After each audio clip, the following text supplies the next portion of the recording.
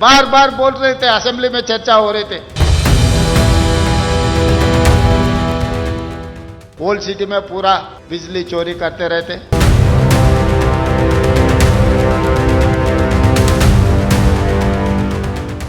Welcome to Pallavi TV. నిన్న CM Revanth Reddy minorities excellent సమ్మిట్లో మాట్లాడాడు.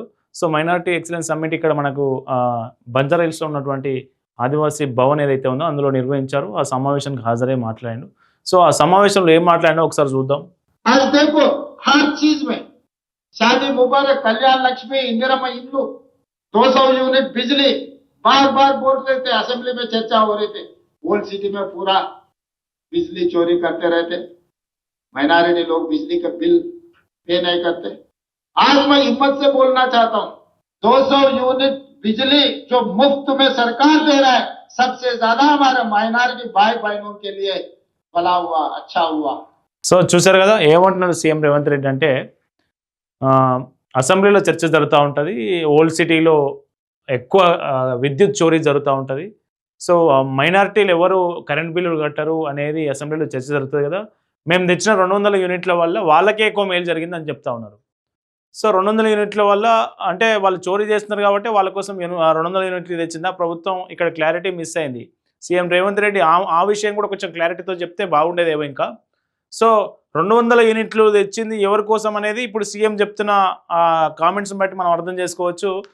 ఎందుకు ఈ కామెంట్ చేయాల్సి వచ్చింది, మైనారిటీల ఎక్సలెన్స్ సమ్మిట్కి ఎందుకు హాజరు కావాల్సి వచ్చింది అని చెప్తే మనం ఒకసారి ఆలోచించుకుంటే, మనకు సరిగ్గా జూబ్లీ హిల్స్ ఎలక్షన్స్ ముందు మనకు ప్రచారంలో భాగంగా సీఎం రేవంత్ రెడ్డి ఒక కామెంట్ చేశారు. అది ఇప్పటికీ చాలా సందర్భాల్లో అనేక మంది వాడుతూ ఉంటారు. సో కాంగ్రెస్ అంటే ముస్లిం, ముస్లిం అంటే కాంగ్రెస్, సేమ్ అట్లే ఇప్పుడు కూడా మేము తెచ్చిన 200 యూనిట్ల వల్ల మైనారిటీలే ఎక్కువ లబ్ధి పొందుతూ ఉన్నారు.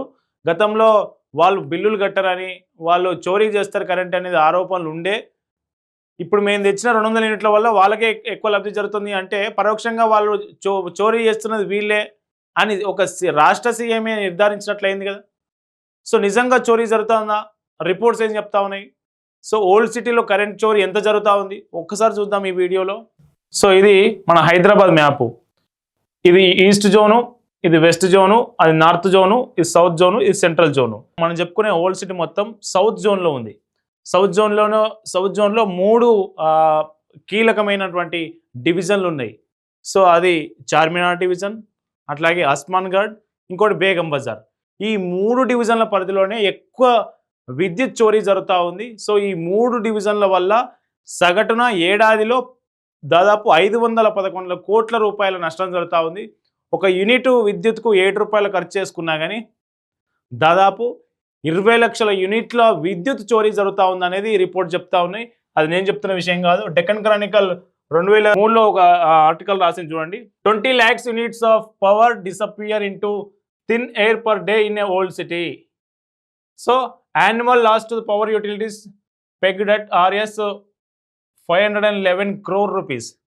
సో ఒక ఏడాదికే 511 కోట్ల రూపాయల నష్టం జరుగుతూ ఉంది ఓన్లీ సౌత్ జోన్కి సంబంధించి. సౌత్ జోన్లో మనం ఇంతకుముందు చెప్పుకున్నాం కదా. సో ఆ డివిజన్ల వారికి కూడా లెక్కలు చెప్పింది. సో ఆ లెక్కలు ఒకసారి ఇక్కడ రాస్తా. సో సౌత్ జోన్లో 3 డివిజన్లు ఉన్నాయి. ఒకటి చార్మినార్, 2 ఆస్మాన్ గఢ్,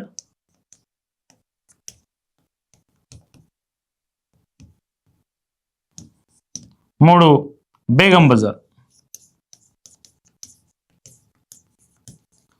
సో ఈ 3 డివిజన్ల పరిధిలో ఎంత కరెంటు నష్టం జరిగింది, మొత్తం నష్టాల్లో ఎంత వస్తూ ఉండదు దాని మీద BEE bureau of energy efficiency అని గవర్నమెంట్ ఆఫ్ ఇండియా సంస్థ ఇది. సో ఈ సంస్థ ఇచ్చినటువంటి 2022-23 యాన్యువల్ రిపోర్ట్లో చెప్పినటువంటి ఈ లాసెస్ కనుక మనం చూస్తే ఇప్పటి వరకు ఆ తర్వాత నుంచి మళ్ళీ యాన్యువల్ రిపోర్ట్ బయటికి రాలేదు. సో ఆ లాసెస్ కనుక ఒకసారి చూస్తే దాదాపు 46.1% లాసు. అంటే చార్మినార్ జోన్లో 100% కరెంట్ ఇస్తే అలా 46% చోరీ చేస్తూ ఉన్నారు. దానికి పోల్లకు కొక్కాయలు తగిలియడం కావచ్చు, మీటర్ ట్యాంపరింగ్ చేయడం కావచ్చు, లేదంటే విద్యుత్ తీసుకుని బిల్లులు కట్టకపోవడం కావచ్చు. సో ఇట్లా 46% చార్మినార్ జోన్లో ఉంది. అట్లాగే ఆస్మాన్ గఢ్లో 34% ఉంది. సో ఇక్కడ కూడా బేగం బజార్లో కూడా 33% ఉంది. సో ఇది బేగం బజార్ అంటే బేగం బజార్ డివిజన్, దాని డివిజన్ పేరు బేగం బజార్, కానీ అక్కడి నుంచి విద్యుత్ సప్లై అయ్యేది ఆ చుట్టుపక్కల ఉన్నటువంటి ప్రాంతాలు మనం ఇంతకుముందు చూసినాం కదా. సో ఈ ఏరియా సౌత్ జోన్ మొత్తం, ఈ సౌత్ జోన్ మొత్తం వల్ల రోజుకు దాదాపు 20 లక్షల యూనిట్ల కరెంటు చోరీకి గురవుతా ఉంది. లేకుంటే వాడుకొని కూడా కట్టట్లేదు, మీటర్లు ట్యాంపరింగ్ చేస్తూ ఉన్నారు. ఒక యూనిట్కి 7 రూపాయల చొప్పున వేసుకున్న దాదాపు ఓల్డ్ సిటీ ఒక్క సౌత్ జోన్ పరిధిలోనే సంవత్సరానికి 511 కోట్ల రూపాయలు, అక్షరాల 511 కోట్ల రూపాయలు. సో దీనికి సంబంధించి గతంలో అసెంబ్లీలో కూడా అనేక సార్లు చర్చ జరిగింది. చర్చ జరిగిన సందర్భంలో సీఎం రేవంత్ రెడ్డి మాట్లాడుతూ ఏం చెప్పారంటే, ఓల్డ్ సిటీలో కరెంట్ చోరీకి సంబంధించి ఓల్డ్ సిటీ ఎమ్మెల్యేలదే బాధ్యత అని చెప్పారు. ఎమ్మెల్యేలు ఏం చేస్తారు? ఎమ్మెల్యేలు ఎవరు? ఓల్డ్ సిటీలో 7 ఎమ్మెల్యేలు ఎవరు? MIM party. ఎంఐఎం పార్టీ వాళ్ళు ఎందుకు చర్యలు తీసుకుంటారు? కరెంటు ఫ్రీగా, వాళ్ళ మైనారిటీలందరికీ కరెంటు ఫ్రీ, ఉచితం ఉచితం ఉచితం.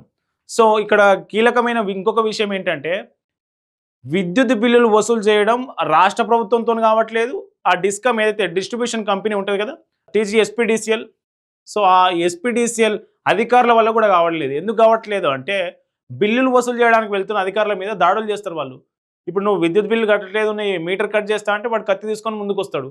అరే కత్తి తీసుకొని పుడుచుడేదో పోయి ఓల్డ్ సిటీ ఏమన్నా వేరే దేశమా, వేరే ప్రాంతమా, ఏంటి కత్తితోని అధికారి మీద పొడవడానికి రావడం ఏంటి? సో నిజంగా కత్తితో పొడవడానికి వస్తారా? సో నిజంగానే వస్తారని అట్లాంటి సందర్భాలు అనేకం జరిగినాయి.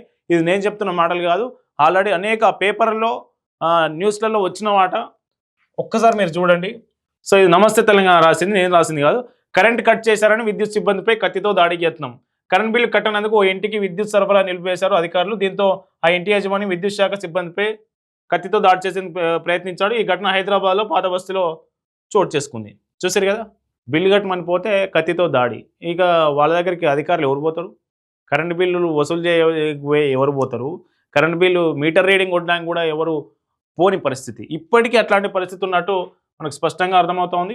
ఇది చూడండి, కుర్మగూడ కార్పొరేటర్ మహాపార ఇంటి బకాయి ఉండటంతో వెళ్లిన విద్యుత్ ఉద్యోగిపై 6 దాడి చేశారు. హైదరాబాద్ పాత బస్తీ మాదన్నపేట పోలీస్ స్టేషన్ పరిధిలో విద్యుత్ బకాయిలు వసూలు చేసిన విద్యుత్ ఉద్యోగి రజనేష్ బాబుపై కుర్మాగూడ కార్పొరేటర్ మహాపార సోదరుడు షరాఫత్, ఓ అడ్వకేటు, మరో 4 దాడి చేశారు. బాధితునికి తీవ్ర గాయాలు కావడంతో హాస్పిటల్ తరలించారు. టీఎస్యూఈ, ఈయూ, సిఐటియు యూనియన్ సభ్యులు పోలీస్ స్టేషన్ చేరుకుని ఫిర్యాదు చేశారు. ఈ సందర్భంగా ఆస్మాన్ ఘాట్ డివిజన్ ప్రధాన కార్యదర్శి సురేష్ మాట్లాడుతూ, విద్యుత్ కార్మికులపై ఇలాంటి దాడులు జరగకుండా యాజమాన్యం ప్రభుత్వం కఠిన చర్యలు తీసుకోవాలని, పాత బస్తీలో విద్యుత్ కార్మికుల విధులు నిర్వహించాలంటే భయభ్రాంతులకు గురవుతున్నారంటూ వాపోయారు. నిందితులను వెంటనే అరెస్ట్ చేసి జైలుకు తరలించాలని డిమాండ్ చేశారు. సో నిందితులను జైలుకు తరలించినా వెంబడే వస్తారు, ఒక ఫోన్ కొట్టేస్తే స్టేషన్ నుంచి బయటకు వచ్చేది. సో ఎంత దారుణం అంటే, వాళ్ళు విద్యుత్ బకాయిలు వసూలు చేసుకోవడానికి వెళ్ళలేని పరిస్థితి, కరెంటుకు సంబంధించి ఏమీ చేయలేని పరిస్థితి. ఇది ఒక ఇన్సిడెంట్ అయితే, ఇంకొక ఇన్సిడెంట్ కూడా ఉంది, చూపిస్తా చూడండి. ఇంకా ఇదైతే దారుణం. ఇది ఉరికిచ్చిరు. ఇది నేను చెప్పింది కాదు, ఏబీపీ దేశం అనే నేషనల్ మీడియా రాసింది ఇది. సో ఏం రాశారు చూడండి. మీరాలం దర్గా ప్రాంతంలో సంబంధిత సిబ్బంది విద్యుత్ కనెక్షన్లు పరిశీలించడానికి వెళ్లారు. ఇది గమనించిన స్థానికులు విద్యుత్ అధికారులపై దాడికి దిగుతూ తరిమి కొట్టే ప్రయత్నం చేశారు. వారి వద్ద ఉన్న విద్యుత్ బకాయిలకు సంబంధించిన పేపర్లు, రిపోర్ట్స్ చించేసినట్టు తెలుస్తా ఉంది. మీరాలం దర్గా వాసులు వాగ్వాదానికి దిగి దాడికి యత్నించడంతో విద్యుత్ అధికారులు, సిబ్బంది ప్రాణభయంతో అక్కడి నుంచి పరుగు పెట్టడం కలకలం రేపుతోంది. సో ప్రాణభయంతో పరుగులు పెట్టాల్సిన పరిస్థితి, అధికారులను అట్లా పరుగులు పెట్టిస్తారు అక్కడి నుంచి. సో ఇప్పుడు వీటన్నిటి గురించి ఎవరు మాట్లాడరు. సో ఇట్లా పరుగులు పెట్టించనే ఉండని, మీరు పరుగులు పెట్టియండి, కత్తితోని అధికారులను పొడవండి, మీరు విద్యుత్ చోరీ చేయండి, మీకు ఇట్లాంటి ఏమీ జరగకుండా ఉండడానికి మేము 200 యూనిట్ల ఫ్రీ కరెంట్ ఇస్తా ఉన్నామని చెప్తా ఉన్నారా సీఎం రేవంత్ రెడ్డి? ఇంతకుముందుకు ఏం చెప్పారు? సో ఫ్రీ కరెంటు, 200 యూనిట్లు ఫ్రీ కరెంటు వల్ల మైనారిటీలకే ఎక్కువ లాభం జరిగిందట. సో అది పరిస్థితి. ఫ్రీ కరెంటు, ఓల్డ్ సిటీ, ఈ రెండింటి మధ్యలో ఉన్నటువంటి ఇష్యూ ఇది. దీనికి సంబంధించి old city CM Revanth Reddy చేసినటువంటి వ్యాఖ్యలు కావచ్చు, ఓల్డ్ సిటీలో ఈ కరెంటు చౌర్యం గురించి కావచ్చు, మీరు మీ కామెంట్స్ కింద తెలియజేయండి.